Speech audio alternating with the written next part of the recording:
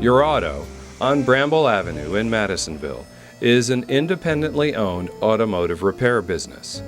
Since 1988, co-owner, Cincinnati native Tim Brockman, has spent countless hours here, building a very successful business with a very loyal clientele. At his home near Mount Lookout Square, Tim spends what's left of his spare time meticulously tuning up a second non-vehicular career.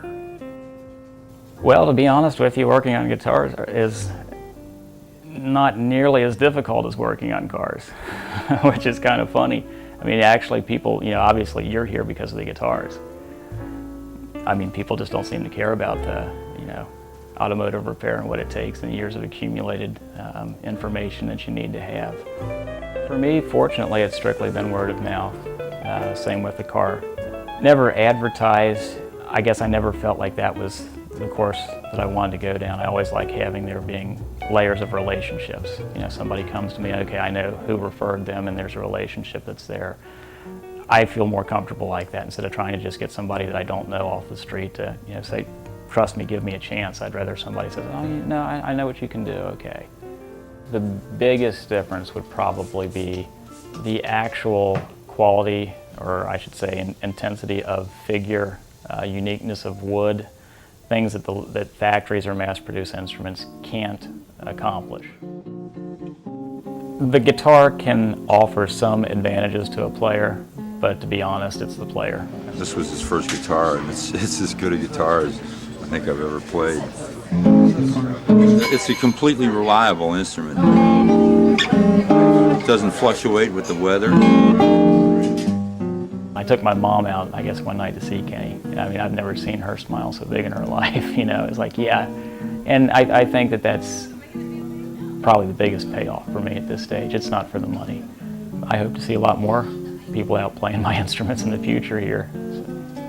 I never would have pictured that starting out I would have this level of success.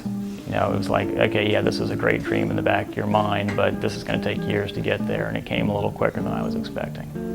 It'll be interesting to see. I don't know what's going to happen 10 years from now, Robert. I hope for the best. Clearly, if you look around the room, I think I'm going to be doing it 10 years from now.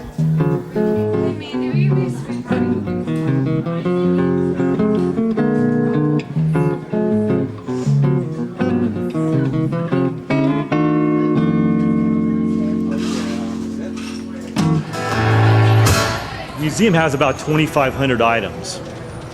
An item could be an 8x10 black and white picture, or it could be that 20-foot genie standing on the parking lot, so there's a great deal of range.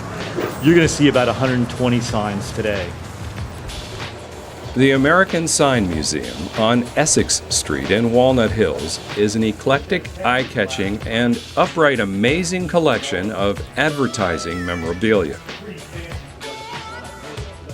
Founder and Cincinnati native Todd Swarmstead has spent his entire life in and around the sign business.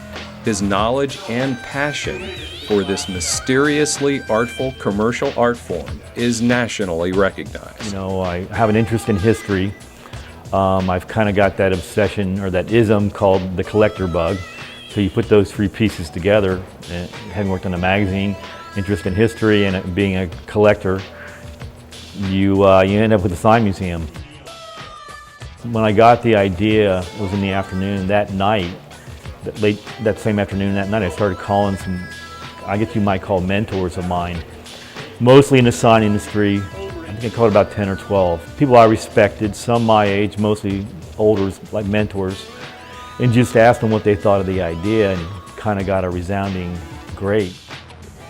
I really view the museum as kind of a microcosm history in three areas. It's a history of design in the U.S., it's a history of technology in the U.S., it's a history of commerce in the U.S.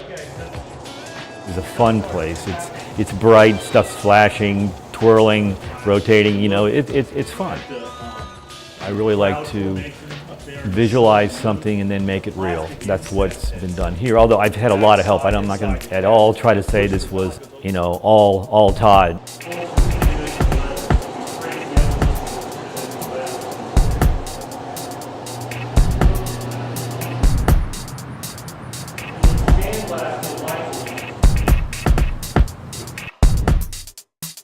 There have been books that have been written by this. It's something about the synergy of a music orchestra and the parts and so forth that has to do with relationships and dealing with humans. The time, the beat, and the syncopation. There are a lot of surgeons I found out who are musicians.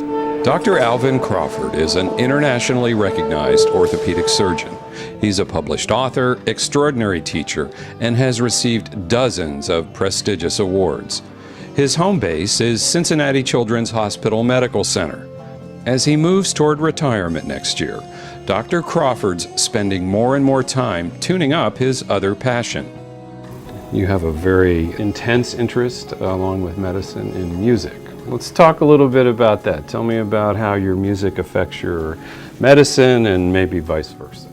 You know, music is extremely important in my life right now. I am personally interested in achieving my goal. I never ever in my young life, before college, in my first year of college, ever considered being in medicine. I wanted to be a musician since the 7th grade. And an instrumental musician. It was really interesting. In 7th grade, everyone had to, I went to a school where everybody had to participate. And so in 7th grade, you went to music. And so you start off in vocal music. I was there for one day, and the music teacher said, "Alvin, this is not going to work." And she sent me to the band director. And that's where our music started. But if you'd asked me in high school, I think in my high school graduation picture, I was president of my senior class. But I think it says underneath something, he'll be playing music someday. So maybe I'll achieve my ultimate goal, and that when my medical career is over, I'll be somewhere playing music someday.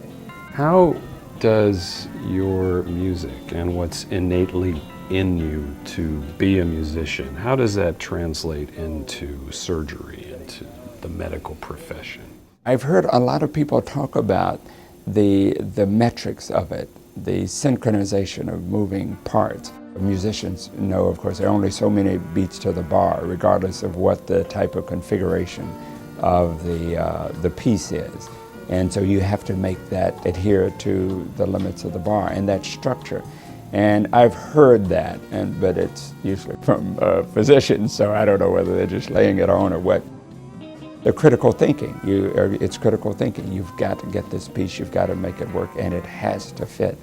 And I think in humans, you have to make it fit. So whether or not it's a surgical discipline, the medical discipline, or what, it's just putting the parts together. So are you guys doctors? He is. Doctor of Love. No, So he's a PhD. Yeah. And he is a master of all. Now, you're talking about, now this is the man. If I would achieve my ultimate goal in life, it would be playing in the pit orchestra for either some opera or symphony or whatever. I could see that. That's a challenge. I don't know whether I have enough time on this planet to do that, but if you ask me what my next goal would be, it would be to be a pit musician somewhere.